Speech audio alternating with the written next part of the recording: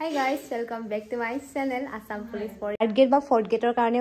Preparation চলাই আছে তেন্তে আপোনালোকে এই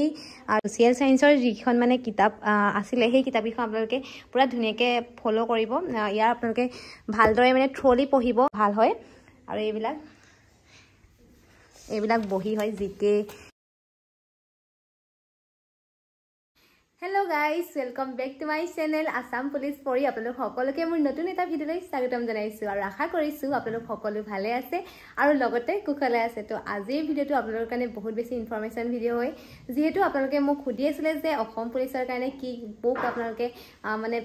ফলো কৰিব আপোনালোকে বহুতে কোৱেশ্চন কৰি আছিল তো আপোনালোকৰ কাৰণে আজি এই ভিডিঅ'টো বহুত বেছি মানে ইম্পৰ্টেন্ট হ'ব আৰু ধুনিয়াকৈ আজি মই আপোনালোকক দেখাম যে আপোনালোকে কোনখন বুক ফলো কৰিব আৰু সেই মানে বুকখন যদি আপোনালোকে ফলো কৰে আপোনালোকে ইজিলি মানে অসম পুলিচৰ কাৰণে ধুনিয়াকৈ আপোনালোকে ৰিটেনটো পুৰা ধুনিয়াকৈ পাস কৰিব লাগিব মানে পাৰিব আৰু পাস কৰিব তো মই এতিয়া দেখাইছো আপোনালোকক বুকখন তো এইবিলাক হৈছে বুক হয় আপোনালোকে যদিহে মানে থাৰ্ড গ্ৰেড বা ফৰ্থ গ্ৰেডৰ কাৰণেও প্ৰিপাৰেচন চলাই আছে তেন্তে আপোনালোকে এই ৰিজনিঙৰ এইখন কিতাপ ল'ব পাৰে এইখন ডক্টৰ আৰ.এছ. আগৰৱালে লিখিছে আৰু ইয়াতে ধুনিয়াকৈ আপোনালোকৰ ৰিজনিংখিনি মানে পুৰা ভালকৈ কৰা আছে আৰু এইখন কিতাপ ল'ব পাৰে আৰু লগতে এইখন ম্যাথমেটিক্সৰ এইখন ম্যাথছৰ আপোনালোকে এইখন ল'ব পাৰে এইখন ইংলিছত আছে বাৰু এই গুটেইখন তাৰপিছত আৰু এইখন আছে জেনেৰেল ইংলিছ আৰু আপোনালোকে গ্ৰামাৰৰ কাৰণে আপোনালোকে এইখন ল'ব পাৰে তাৰপিছত আপোনালোকে জিকে কাৰণে সুধি আছিলে যে জিকে কাৰণে আপোনালোকে এইবিলাক হেৰি হয় সোশ্যাল সায়েন্সৰ ক্লাছ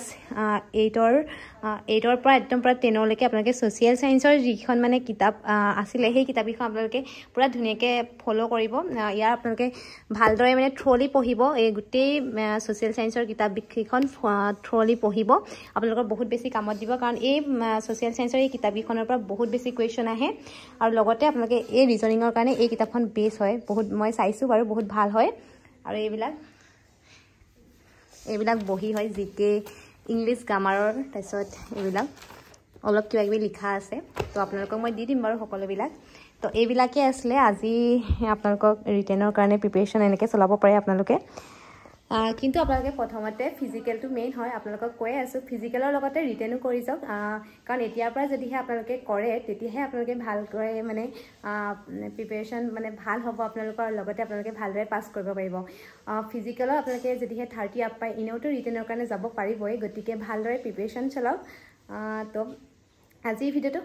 ইমানতে এৰিছোঁ থেংক ইউ